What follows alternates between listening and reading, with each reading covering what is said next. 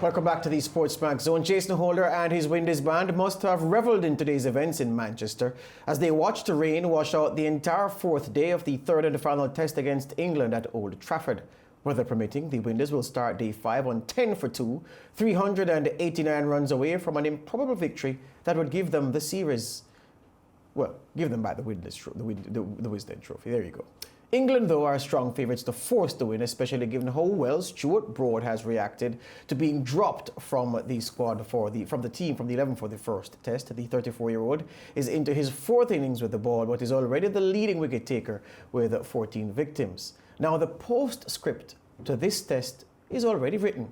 If England win, Jason Holder and Phil Simmons will be asked about the decision to persist with a couple of out-of-form batsmen and even the decision to omit Alzarri Joseph from the third test.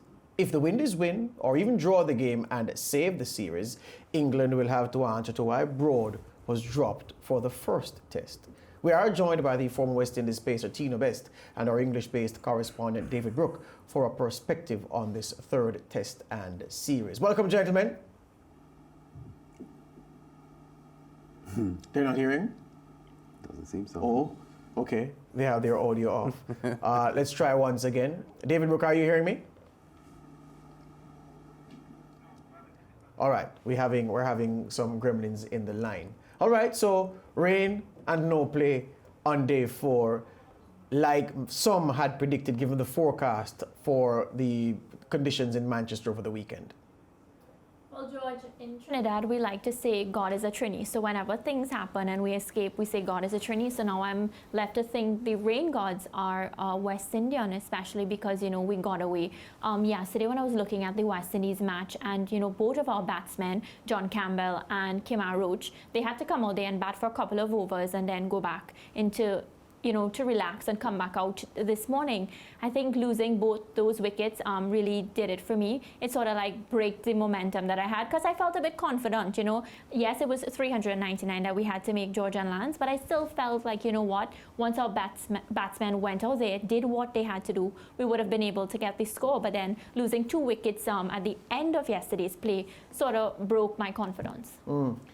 Tino, David, are you hearing me now? Indeed. Good evening. Yes, I can hear you. Good evening, guys. Excellent. David, when you left us on Friday, the last thing you threw in as we broke up was to say, well, remember that rain was forecast for the weekend and would and could have a serious hand to play in the outcome. And your portent of rain interfering proved to be true, David. Well, Manchester never disappoints in that regard, George.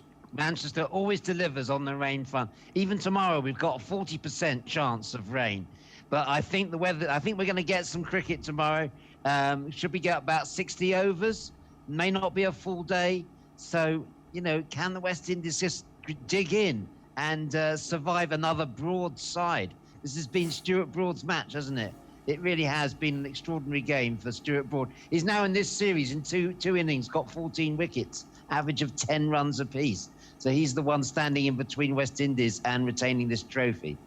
David, based on your experience, your experience and of course the forecast, which is probably the more important thing, at what point in the day is the rain likely to come or be at its most troublesome? Is it in the morning, in the afternoon, or towards the period of the day when we'd be looking to draw stumps and end the game?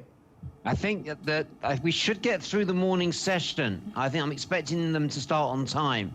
I think that where you might get the rain is between lunch and tea, which could disrupt the momentum of the bowlers and just make it that much easier. But, rain delivered big time today, but it would be asking too much to rely purely on the elements tomorrow. David, is it fair to say that we have an injury-riddled squad? We saw Dulwich got hit in his lip. We have Shannon Gabriel, who seems to be coming off and on the field. Jason Holder. Certainly, Mariah. We finished on Sunday with the England's second innings finished with 4 West Indies reserve players in the field. De Silva behind the stumps, Shimar Holder, Ray Reefer, and Nkrumah Bonner. How many of those 4 should have been in the starting lineup?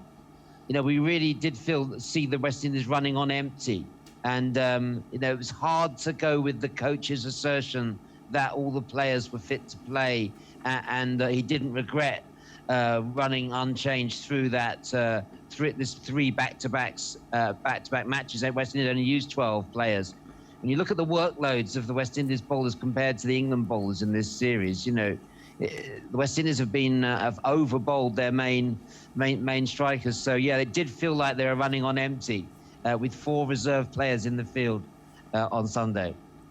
Tino, based on how the weather forecast is set up, do you think that decision that, us bowling first will haunt the Windies for the rest of the series? Well, basically, series is finished. Yes, correct. Look, yeah, I mean, to be honest, I still believe that we can bat through the day. Obviously, they got some more inclement weather coming, but I just think that we just need to bat properly, and I don't think that we are. I will be disappointed if we lose 8 wickets tomorrow in a session and a half. I will be very disappointed. I talked about Stuart Brood from the inception, from the first test, from the first morning of the first test when I saw that he wasn't in 11. I knew that was West Indies' opportunity to get ahead of the series. And then obviously when I saw the energy from some of the bowlers, I was like, wow, Stuart Broad definitely is in all right to come out and say what he had to say. My tweet kind of aged well. But I mean, honestly, he's been tremendous. And that's what you want. I mean, somebody sitting on the bench with 485 test wickets is absolutely mental. What the West Indies are doing is what you call insanity, doing the same things over and over and still trying to get the same result. I agree with Brooksy. The team had to be changed. The bowlers are running on fumes. Shannon was not fit at the beginning of this series. I thought that when he came in the first test and he did what he did, I thought that we had to rest in the second test and bring in a Shamar holder or one of the young fast bowlers. And I just felt that we just lose the momentum. We just started playing $1 million cricket, and it came back and bite us on our butt. The thing about the toss, as you said at the beginning of the first question, yeah, I mean, you can't play 2 spinners and want to bowl first. It's monotonous. It's not common sense. So that's something that the West Indies has to look back at the drawing board and just make better plans. I thought that the blueprint that West Indies beat England with in the Caribbean was the same blueprint in the first test, and England handed it to us on a platter, and we just found a way to just muck it up. So we only have ourselves to blame. What I would love to see is some balls, some big man cricket. Take a hit on the shoulders, take a hit maybe on the helmet, but just hang in and fight. West Indies cricket is all about fighting. I mean, sometimes we didn't play to our true potential. But I honestly believe that this is a situation now that we can bring the trophy back to the Caribbean and moving forward. The new trophy is Richards and both ends. Let's start off defending that trophy. Will be really something that the Caribbean fans will really enjoy. Tino, I get the sense that you are confident that we're going to bat tomorrow. Where are the runs going to come from?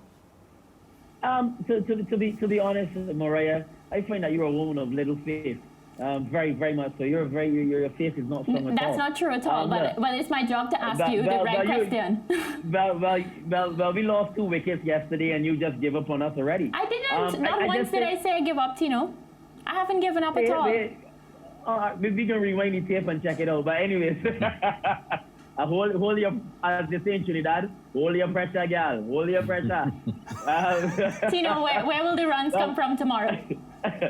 I mean, from everyone. I mean, they're playing cricket. They're not playing golf. They're professional cricketers. They're being paid to do something that they love. And it's just about just playing for that pride, playing for that crest on their chest. I think that's the most important thing. I remember when we chased down 418 in Antigua back in 2003. I was in that squad. I remember I got dropped after my debut in Barbados. So we went up to Antigua 3 loves down. And Brian Lara brought out the book of positive quotations, and every morning he would print off this little book, word, a positive word, and every day we would read it, and the performer at every day would get all the quotes, and he would be a champion. When we had 418 to win, Brian Lara got us together, and he just said, "Look, I believe in each and every one of you. I know what you guys are capable of doing." It was an amazing team talk, and it was very emotional. And we chased down 418, guys. That's like the biggest score ever in the history of cricket. So I just want to see that fight. I want to see that character. I want to see that determination from those guys when they go to bat tomorrow. And that is what they're going to do. I want Shea Hope to come up maybe 60 or 70 runs, not out tomorrow. I got big faith in these guys. I believe in these guys. I going on with the ship. Mariah. I ain't jumping off at all. I've been back in West Indies since I was 5 or 6 years old, and don't matter what, 10 or 10. As I tell you, Kenya beat me. I cried, but I still believe in West Indies. So I going on with the ship. Yeah. Also, I think what Brooks, he said, I had a phone call with one of my good friends in England. He said they may get in about 65 overs in tomorrow. So, I mean, come on, guys. You got 65 to 70 overs to bat. Just bat properly. Just play the ball there. Well, we just managed to bat 65 overs in the first innings, Tino, and to be quite honest, I hear your confidence, but the reality is, if we looked at what happened in the first innings, the fear has to be that this team may struggle to bat 2 sessions and save the game. The England bowlers were completely on top of the West Indies batting in the first innings. How can they turn that around in a couple of days? Cricket is a game of glorious uncertainties. Lance, I just give you a whole scenario about playing against the #1 team in the whole wide world. We were about to get whitewashed from Australia. We went into the test match 3-love down. But I hear you, Tina, but performance has a lot to do with confidence as well. Do you believe that the West Indies batsmen... Yes, I believe. Tonight... I believe, Lance. Of course, I believe. Yes. Of course, I believe, Lance. I believe that these guys are capable. They're going to play. No, I didn't say capable. I wasn't talking about capabilities. I'm talking about confidence. Do you think they have the confidence? They have to have confidence. They have to have confidence. I mean, Lance and Mariah and George, they have to show confidence. I mean, sometimes a wounded tiger is at its most dangerous.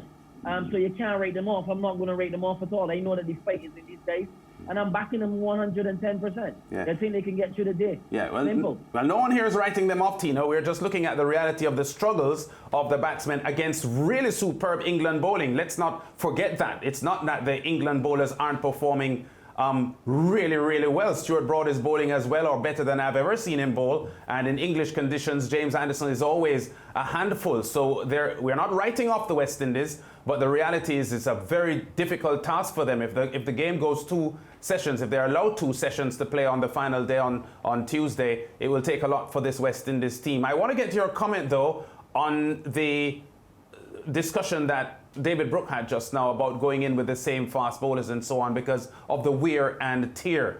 And I don't want to say in hindsight, or hindsight is 20/20 vision, but based on what has happened, it certainly looked like a bad decision. I want to say, though, that on the first morning on the Sky Television report commentary, Michael Holding had said that he had seen Shannon Gabriel at practice the day before and said he looked brilliant, awesome, fit and ready. So it is clear that the coaching staff, based on what they had seen, were fairly satisfied that they could go back with Gabriel and company.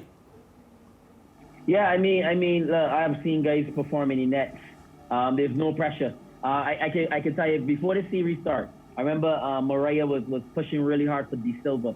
And she was saying, he scored some runs in the warm-up game, and she felt that he should have got the opportunity.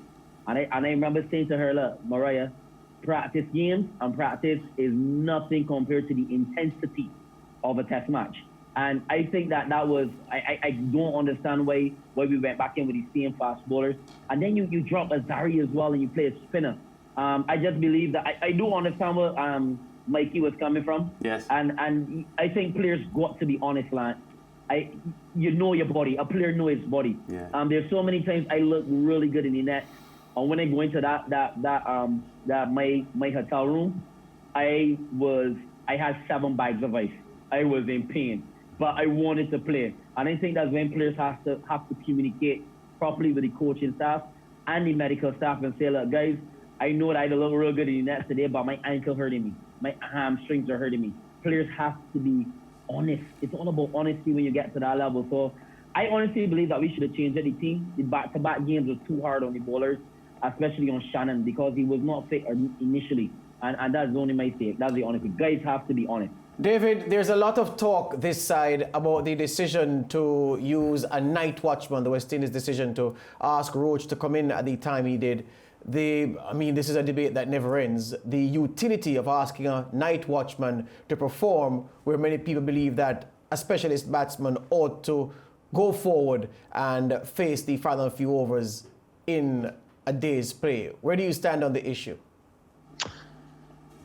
Normally I'd back Kemar Roach to get his block out, and keep blocking, but he's back in the hutch, isn't he? So I can't, the story has already moved on, as it were. The key thing is, you've got Hope and Brathwaite to pick up, and can they revive memories of that wonderful partnership, in 2017? Can they dig into the memory bank? Tino was mentioning that 418 that West Indies got against Australia to win. Of course, that middle order was Lara, Sarwan, and Chanderpaul.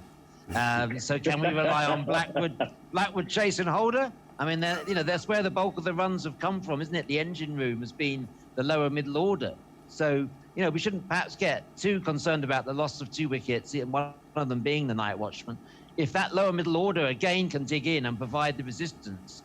There was a time on Sunday when Holder and Dowrich, who played much better in the second innings, did look quite comfortable. If they can just get a dig in, then perhaps West Indies can save this Test match. But 10 for 1 reads better than 10 for 2. And the issue is that there have been a few statistical models run which show that using a night watchman in Test cricket does not work. Why is it that teams persist with the method when the science clearly shows that you get no advantage from it? Honestly, I don't have a clue, George. Watchman only worked once in cricket where Jason Gillespie scored 250. But it's funny you mentioned Jason Gillespie. It's funny you mentioned Jason Gillespie, Tino, because statistically he is the best night watchman in the history of Test cricket. 9 innings as night watchman, an average of 40.89, and even more impressive than his average because he's not there really to score runs. It's the number of balls that he faced as a night watchman, 1,049 in those 9 innings. That is tremendous. And if your night watchman can't give you at least 30 balls at the wicket, which works out of 5 overs, then it would have failed. And all of the evidence shows that, look, this is a bad thing. Get a proper batsman there. Why are you asking a bits and pieces batsman to do a batsman's job when you have a specialist there and you can give the psychological advantage to your rival if they get your night watchman out early? It can't make sense, Tino. Yeah, you're right, George. I think it's absolute ludicrous. Me as a bowler, playing international cricket or first class cricket, I used to love to see the night watchman coming out. That's the easy wicket. I'm going to be aggressive. I'm going to go around the wicket, try to hit him in his ribs, try to hit him on the grill, try to upset him, and then unsettle him, and then look to knock him over. I mean, it's a waste of time. It is a very stupid situation when you keep sending in this guy. But what is the mindset in terms of like insanity, doing something over and over, not again the same result? Like, come on, guys. I think that she should have gone in and back and just show confidence. Like, look, to be honest, guys, I am disappointed in the last 2 Test matches. But I just believe that the guys got to show a little bit more character, a little bit more fight, take a hit. I want to go back to the second Test when I thought that. I think it was when Blackwood got out with his short ball before tea. And I was in the gym with Brian Lara. I was training Brian Lara. He said 2 balls before tea. If he bowls a short ball, and this is Brian Lara words, he said take a hit on your shoulder for the team.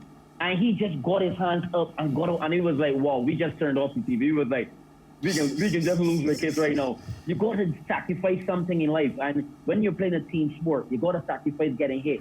You got to sacrifice playing hurt sometimes in the situation. And I just think that that's what is going to be the ingredient for West Indies to perform tomorrow. They have to sacrifice their bodies. They have to take a hit. They have to watch the ball long. And they just got to back themselves. Yeah. Man. Yeah, guts and quality is what are needed on the 5th day's play, providing we get some play in. Thank you, David.